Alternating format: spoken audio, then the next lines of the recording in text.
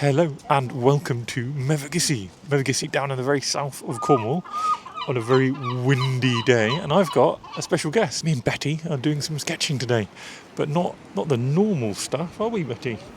No, this sketching involves lots of chips to keep Betty content and calm, and it involves a rather epic harbour view. So Mevagissey, lovely coastal town down in Cornwall, where I'm doing an in-person weekend, some workshops with an amazing group of people. Going to meet them all tomorrow. This is my cheat, this is my warm-up today, isn't it, Betty? You pretending you're interested in me, but actually, you know that rustle means food. So yeah, we are using Caran d'Ache's amazing Neocolour 2, which are water-soluble crayons. They're made of mostly wax, which makes them a crayon, but they are vibrant and beautiful, which makes them almost a pastel. And they're a lot of fun for simple sketching as well as more complex things. But today we're going to take the incredibly complicated and busy Mevagissey and turn it into something really fun on the page. My version, or today's my version of Mevagissey.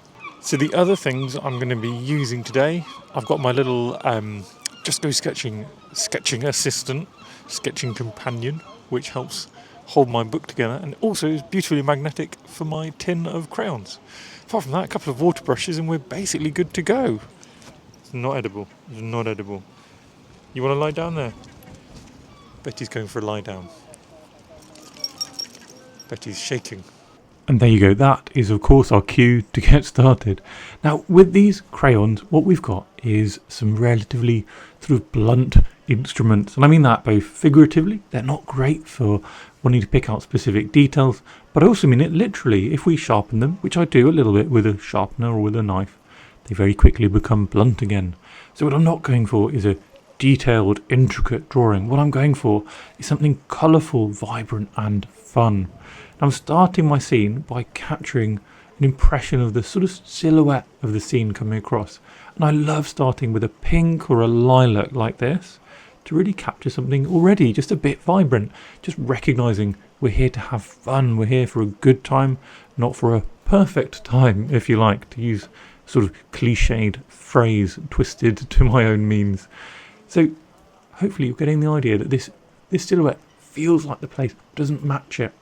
As long as we get those key angles, so often if I'm looking for an angle, I'll put my crayon up into my vision against an angle, bring it onto my page like that, and find the sort of approximate angle, this time of one of those streets which we can just about make out in the reference coming down the mountainside, down the cliffs.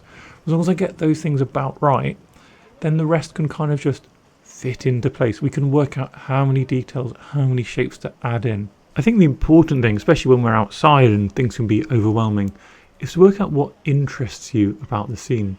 So I liked all these stacking up roofs. I liked that we had these streets coming down the mountainside. And I like that there's a lot of depth in the scene as well. We've got the boats at the front, and we've got various sort of layers even within the cliffs and the buildings. So I do my best to capture those ideas. That said, boats are really hard, and we can keep them really simple with our blunt instruments, and the vibrancy and the textures we'll create with the water is what will make this fascinating. So look at these are the boats of a children's dream, aren't they? Just really simple shapes. And just consider this a very rough pencil sketch at this stage, which we are going to iteratively, step by step, improve as we add more layers and layers of crayon. So don't dive into trying to draw the most marvellous caravel ever. Just start with something like this, really simple. As we get towards what's effectively our line drawing coming to a close, I just want to make sure that the balance of details is about right, and I sort of recognise I want a bit more in the foreground. So, having done the very simple version first, I can add in a few more details, as well as a little bit of texture in some of those empty spaces, picking out perhaps a few places where I might add some greens. And funnily enough, that's where I felt most comfortable in this scene starting. Water is scary, boats are scary, greens and trees, oh, they're lovely. We can just sort of block them in. So now instead of using the sort of nib of the crayon, I'm using the edge of the crayon. And I'm going to jump from random colour to random colour. Well, that might be what it sort of seems like from an observer's point of view. But what I'm really doing is I'm picking out the colours that I really feel I can see, or the colours I'm really excited to add. And I'm just also just kind of being inspired by what's in front of me, literally in that pan of crayons, in that box of crayons.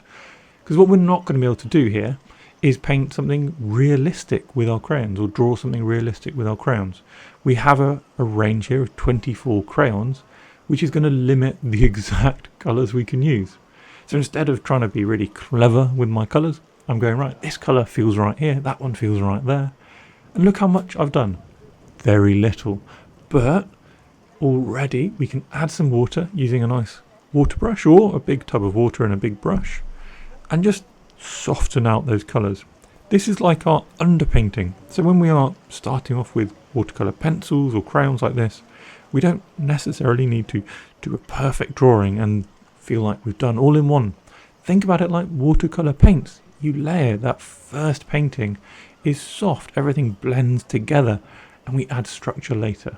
That's how I love using these, and hopefully you'll agree with me in not that many minutes time that actually this soft painting adds a bit of vibrancy, but all the structure is going to come in sensible little short bursts and layers. So after my first layer has gone, what I'll do is I'll pick up a few different colours. Again, I'm just going to pick out the colours I can kind of feel, or that I feel inspired to use in that moment, and I'll keep flicking between different colours and using my water brush as well. I use the purples and the blues in things which I want to feel like they're in shadow, and I use the purples and the blues as well to add specific little shadows to things I might want to feel like they're in bright sunshine, whilst I use those warmer colours, nutty reds and oranges like this one, and little yellows, touches of pinks, to bring out bricks and buildings that I might want to be bright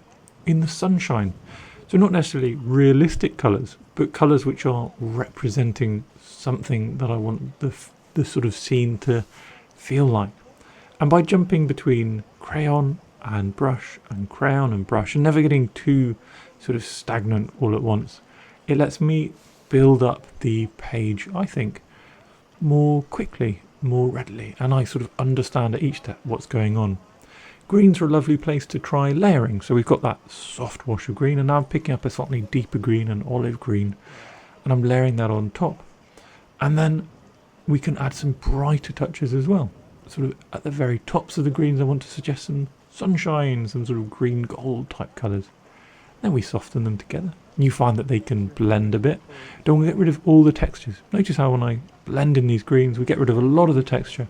But I want some of that dry texture there. That adds a bit of depth and interest. And if we just sort of soften them all together, all we end up with is a sort of dull, muted clay. If we have some white paper, if we have some dry texture, some wet texture, some blending, some not so blending, we get something I think is really quite fascinating. Having done a lot of that kind of softer work and moving it around, I'm now using this salmon crayon just to add some lines back, some structure. And looking at this, I'm sort of thinking, it's working. I can see these shapes again, I can see these buildings again, but I'm not sure it's enough. I'm actually sort of thinking this salmon is working, but I want it to be bolder. I want to be clearer about the structure. So I'm grabbing here my favourite of all of the dark colours in these sets, which is sepia. And this sepia, I think, produces a really wonderful line. If I was going to tell you to get one of these crayons to play with, it would be sepia. You can see it feels dark, but it's not black, it's not murky. It actually is quite interesting. And I'm using it to just, again, jump around the image and sort of flick around some of these shapes. I'm not drawing around every single shape. I'm drawing around the ones I want to at this stage. We haven't finished with all the colours yet, but I just wanted to grasp the scene a bit better. I started to understand the balance of the scene. And if I'm being totally honest, the next bit I'm feeling I need to colour is probably going to be the boats and the water. And that is quite scary. So I wanted to give myself something else to procrastinate over, something I felt a bit more confident doing. And that is dibbing and dabbing around doing some line work, basically a little bit of drawing and tracing over even some of the lines I've made already. But you can see already, just with these simple lines, with this boldness, and notice I'm using a lot bolder and more definitive marks in the foreground, that boldness is already starting to bring this scene to fruition. It makes it feel more real, it makes it feel more alive. I'm still not feeling that I need to make these boats any cleverer than they are, but we can add in a couple of other boats in the distance as well. And we can also simplify. We've got this whole sea wall off to the left, the harbour wall. Just going to make that into a big rectangle. There's so much going on there, and I don't need it in my scene. There's already a busy scene, a vibrant scene, so let's keep it nice and simple. I was worried about adding more to the background at the moment because it might overwhelm the foreground. We can always add more later, so I'm going to now get over it and just add some colour to these boats. Again, representative colours. So in my vision, I've got blue boats, I've got yellow boats, I've got some boring coloured boats as well, but I'm going to pick boats I like the fun colours of. I'm going to use those colours on the boats I've chosen to put in my scene. And I'm not colouring in the whole boat. Remember, this is a dry texture and we add water and we can make a lot more fun happen on the page. So I'm just trying to add colour that I know I can move around. I know I can make these colours flow and sort of flick around. Also adding a bit of tonal stuff with various greys and blues and purples before diving back in with the brush. If you get anything from my process, it's that it's a frenzy, it's a flurry, moving from crayon to brush to crayon to crayon to brush, bit more brush, crayon. I just sort of doing whatever I feel like at the time, but trying never to spend too long on one of these stages, because for me it's that movement, the balancing and not overworking any given stage which makes me feel like this is fun. Now here we can really see the movement of the colours as we start to produce shadows and reflections from what we've placed on the page already. But also, don't forget, you can actually take pigment from the crayons. It doesn't have to be just the pigment which you put on the page. You don't have to draw everything on. Use that nib, the crayon itself, as a little watercolour palette. So using that, I can avoid getting any sort of rough, dry textures in the sea before I want them, or I could avoid it altogether. So I'm using a couple of interesting blues and just adding flowing colours, more flowing colours, less dry colours into the sea. And again, coming back and using these blues as little suggestive touches of shadow.